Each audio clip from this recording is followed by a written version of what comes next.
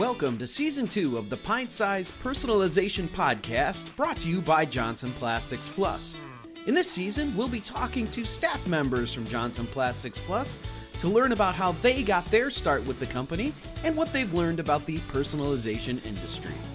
In this episode, Kylie Lucas talks to George Privateer, Senior Director of Strategic Communications for Johnson Plastics Plus and the Romark Group.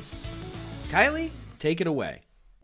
Hi guys, welcome back to our personalization podcast. Today we are starting a new series called our Staff Chats. My name is Kylie Lucas, Digital Marketing Specialist here at Johnson Plastics Plus, and today I'm here with my friend George. Hello. So let's just get started. All right. George, tell us about your role here at Johnson Plastics Plus. Wow. Okay. How long you've been here, that sort of thing. Okay. Thanks for having me, Kylie. My name is George Privateer. I am my official title is Senior Director of Strategic Communication with the Romark Group, which also includes TRG, which includes Romark and Johnson Plastics Plus and all of our other brands that we have. I've been with the organization now for a little over 15 years, so lots of different marketing roles. You may have seen me in some videos occasionally. I did those. Now we've got much better people doing videos than I was. But yeah, so that's been my role, and my role has kind of morphed into more of a communication, internal communication slash kind of cultural ambassador for our organization. So that's kind of what I'm doing now. Yeah, awesome. So was your background always in the personalization industry, or did you start off with something a little bit different before? So, yeah, good question. So I've had a little bit of a winding road, but really I've always been in communications and marketing. I started with a degree in broadcasting, radio, television, and film. Yeah. Actually started in radio and then went to the marketing role. So I've worked in nonprofits and for-profit organizations, worked in higher education for a while, and I've been here. So all in marketing roles. One stint as a customer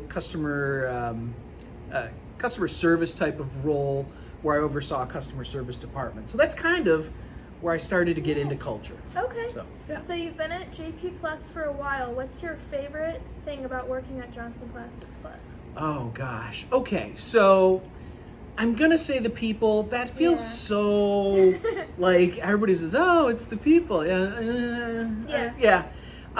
So I'm gonna say the people, but then I'll go another step further, and it really kind of underlies what we're talking about today. Yeah.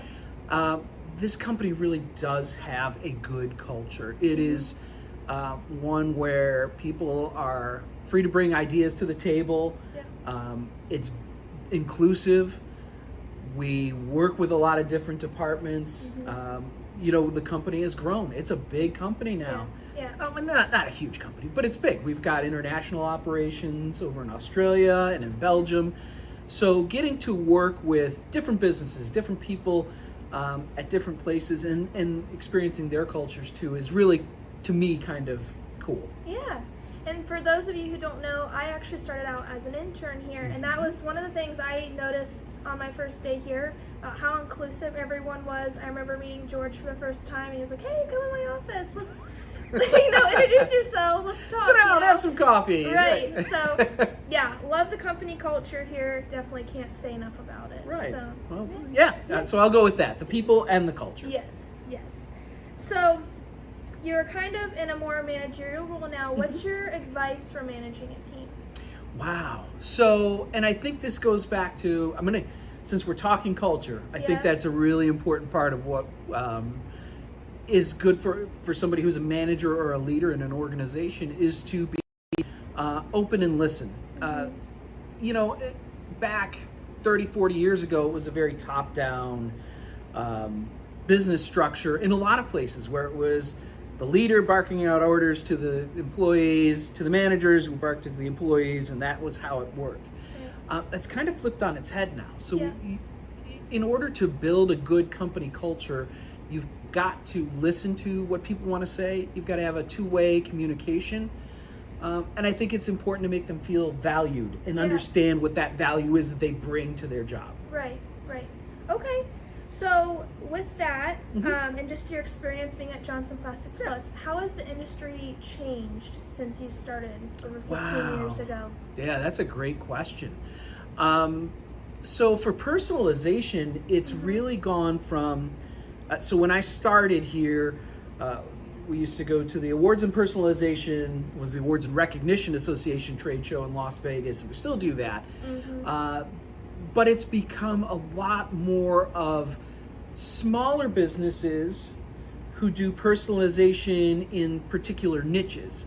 And also, you know, the advent of Etsy, those types of people. It was a lot of just back 15, 20, 30 years ago, it was a lot of trophy retailers, and that's where everybody went to get something engraved or marked or personalized. But now you've got so many creative individuals who are just a 1, 2, 3, 4-person shop, maybe, doing it out of their house, or they've got a small retail location. And it's cool to see that the technology has become more accessible to people to do that. Right. So on the technology note, what do you think is your favorite technology? Oh, wow. That's a good question. It could be a mix of things too. Yeah, well, thank you for giving me an out there, because I was going to have trouble picking a particular one. You know, my heart goes with laser engraving because that was really the bread and butter of Romark and Johnson Plastics Plus when I started. I still love the precision that a laser can give you. But sublimation is so cool too. It is. You know, and I think the cool thing that we've seen with our customer base over the last several years is mixing the two. So that's my favorite part of it. They're using laser engraving and doing some of that, and then they're putting sublimation with it. There's just so many cool things you can do. So, but you know, like, I'm gonna go in. UV LED is really cool. It is cool. Yeah. That is such a cool technology, and with the prices coming down of the equipment, I think more and more people are getting into that. Oh yeah. There is so much you can do with UV LED. So. Yeah, you put me on the spot there. I'll go with, again, like I'll have wiggle words like I had earlier. I'll go with laser engraving and sublimation, but UV LED is really cool too. Yeah, anything with the layered effects, it just adds a whole different dimension to your project. Absolutely. So George, you're mentioning how we started as a awards and trophies sort of industry. Right, in the recognition industry. Yes. Right. So how do we do that ourselves within our company? I love that question. That's a really good question, because like you said, you know, Romark and Johnson Plastics Plus and Guyford and those divisions all started by offering, and they still do, offering products to the recognition, trophy and award, people who are giving awards to other people. But how do we recognize people internally? You know, I think I'll talk about for our company a little bit. It's trying to do two things. One, recognize the big events that I think every company has. So, you know, service anniversaries within your teams, birthdays and special occasions like that. But I think it goes beyond that a little bit. It really drives down to the manager level at our organization. Are they recognizing employees in the day-to-day? So, you know, Kylie, hey, you did a great job on that last video. It was really good. You made a really good impact on it. And acknowledging that day-to-day work. And what that does is it helps the employee, and I think I mentioned it earlier, feel valued. And you want the employee to feel value, and you want the employee to also feel valuable to the organization. So when you can point out those little things, I think that goes a long way to helping to build a positive culture, and one where people feel free to pass it on. Right. And as I mentioned earlier, starting out as an intern, that was something where, you know, I'd work with other companies, but Johnson Plastics Plus really stood out in that way, just because I felt like, even as an intern, things that I was saying that I had learned in school, but maybe had not applied hands-on yet out of the classroom, I felt like what I was saying mattered, and you guys worked with me and, you know, helped me learn in that way. So. Yeah, and that's, you know, for somebody like myself, who's 162 years old, I'm not quite that old, but I feel like it some days.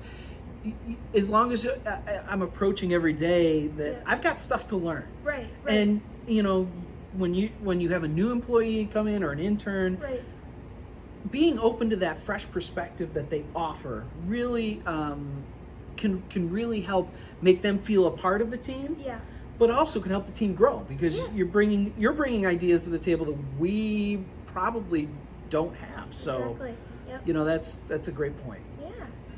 Okay, so now can you kind of get into sort of the key components of company culture, maybe Sure. for other business owners out there who are looking to expand their team, looking for some advice there? Yeah. So we've talked a lot about communication, and I think that's, you know, having open doors. Employees want to feel that they can contribute. I think we talked about that, but that Yep. they're also safe to do that too. Mm-hmm. Not every idea that they bring is going to be one that you're going to use, but if you're open to hearing Right. that, there have been more than one occasion where I've brought ideas to the table and like, we're not going to use that now, but we'll put, I hate saying the phrase, put a pin in it. Yeah. Onto that, and Yeah. you know, revisit it, and don't lose that. You know, don't lose that idea, but also don't lose that enthusiasm to feel free to bring ideas forward. Right. So it's about building that communication channel. Mm-hmm. I think one of the things that I've seen from small businesses to big business, when you're starting out as a one person just making things, Right. you don't have to worry about culture. You are the culture. Mhm. Like if I have my own personalization business and I'm selling things on Etsy and eBay and here and there in whatever I'm personalizing tumblers, it's me. But Yeah. now when you start to bring people into your organization, additional employees, you get to 3, 4, 5, 6 people, having a focus on what you want to communicate to them as far as your culture. How do we want to treat our customers? Right. And it boils down to how do you treat your other employees as well. So it can be a challenge because as a one person shop, I or whoever isn't responsible to anybody else. Right. Right. So when you have other people, it's being open to those, again, being open to that communication, understanding that you have other people who want to feel valued and they want to be valued. Yep. And how do you fold them into your, you know, your day-to-day operations? Yeah. It can be a challenge. Peter Drucker, who's a business, Okay. he said, you'll just have to trust me here. Okay. He's an old business guy, but he said, a bad culture will kill strategy anytime. Absolutely. So you can have the best plan for your company or business, but if you have a good culture and you don't bring people in and make them feel a part of the bigger, that strategy is probably not going to come around. Absolutely. Yeah. It's about welcoming people in. Okay. Yeah. Okay. So, as you mentioned, you have had quite some experience in your career. What are some of the positive and negative things you have seen as far as culture goes? Wow. Yeah. So, you know, and I'll bring it back full circle to Romark here in a second, and Johnson Plastics Plus and the Romark Group. I've been really lucky that a lot of the places I've worked have had really good culture. They've been really good people. I think when you're young Yeah. and you're interviewing at a business, and the business, and as far as I'm concerned, also interviewing people, you want to make sure that there's a culture fit there. So I've been really lucky that a lot of the places I've worked had really good culture, and a lot of it stems to that feedback loop, to the communication. There was one place that was, I don't want to say it was bad, but it was a very top-down driven organization. Okay. Yep. And that was a challenge, and that's a challenge because it took a lot of layers to, if you had an idea, it took a lot of layers to get up to that. Yeah, So, yeah. and to see if somebody would listen to you. So again, that's that listening part. And I talk about Romark, Johnson Plastics, TRG. I said I've been here 15 years, but they're non-consecutive. So I actually worked for this company for 7 years. That would have been in the early 2000s. And then I went to wanted to try something different. So that's when I went and worked for, it was a fantastic company, but I managed their customer service and customer engagement. Okay. And then I came back. So I think that speaks volumes to the culture here. There were still a lot of people that I had worked with here. It just happened that a role opened up in the marketing department, and they were looking for some. They reached out to me, and I said, I like those folks. Right. They're pretty cool. Yeah. okay, let's give it a shot. And now I'm back. I think this is going on 8 years. So it was 7, Okay. and so that's the 15. Okay. When I tell people I've been here 15 years, I try not to go into that whole story because then you got to explain the gap. Yeah. But by and large, it speaks really well of the culture here. I found some place that I felt like I fit. Yeah. So yeah. I came back. Okay. So, and I think that's important. It's in today's business climate, it's important to find some place where you feel like you belong. Absolutely. Yeah. Salary is nice, benefits nice, all of that stuff, and you've got to factor all that in your family. But at the end of the day, if you're not happy going to work, oh yeah, that's huge. yeah, Yeah. It's just, it doesn't matter how much they pay you. Well, yeah, no, I think I'll say that. It doesn't matter how much they pay Yeah. you. If you're not happy going to work, it's not worth your time. Yeah. And you're going to take that home with you. So again, that all goes back to culture. You want to make sure that people are feeling, again, valued, Yep. that they have value, and at the end of the day, they feel fulfilled with their jobs. Yeah.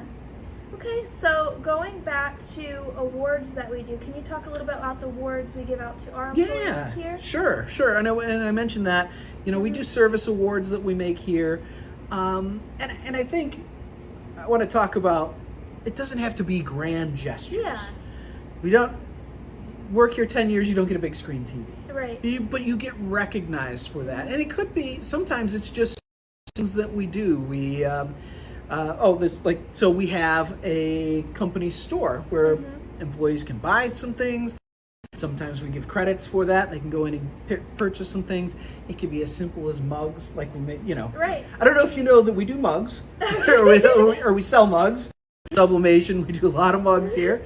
But with, just a simple mug filled with candy. Right. Thank you for your help. Thank Yeah. you for we appreciate your hard work. You did great on this project. Could be some, notebooks and that sort of thing. So there's a lot of things, all varying price points for all of you out there, but all varying styles and for particular points during an employee's time at a business. So yeah, there's a lot of different things and fun things you can do. Awesome. Okay. So, and I like one of my favorite things, and it's one of the I don't want to call it cheesy, but we do one of the culture things we do here is we have a big United Way Day. Yeah. We do a lot of fundraising for United Way. It's really important to our company and our company culture. So we have an entire morning where we spend and we break off into teams, and we have an Olympic style games. Yeah. At the end, we get the first place team gets a little medal, a little sublimated medal, Yeah. the United Way Day. People have them hanging at their workstations, in their offices, on their cubicles, and those cost nothing. But people love them. They love to have them. It reminds them of the day and the fun we had, and that our company is about giving back and a little bit bigger than just selling products. Oh so. yeah, it's bragging all year long. Oh yeah, I got mine. Hey, mine's hanging in there. Right. Third place. We'll first place next year, but Right.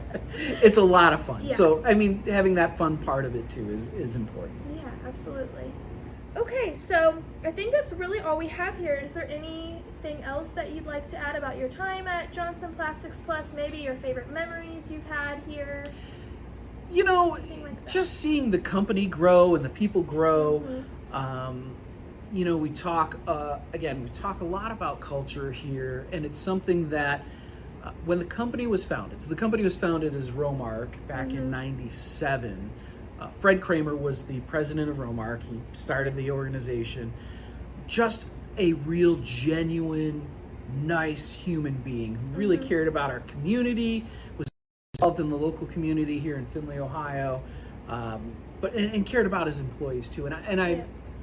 The thing that I like most is that we've done our best to try and carry that through to present day. We've got Johnson Plastics Plus and Romark and Guyford and CSI, and we've got our Finish Tech and RCL and all these different divisions that are all over the place. We've got Romark Europe and Romark Australia. But at the end of the day, we're still trying to bring people together for a common purpose. And I think that's just really, really neat to see that growth. Yeah. Just to be able to work with such a diverse group of people and we still have a similar, common goal. Yeah, awesome. Yeah.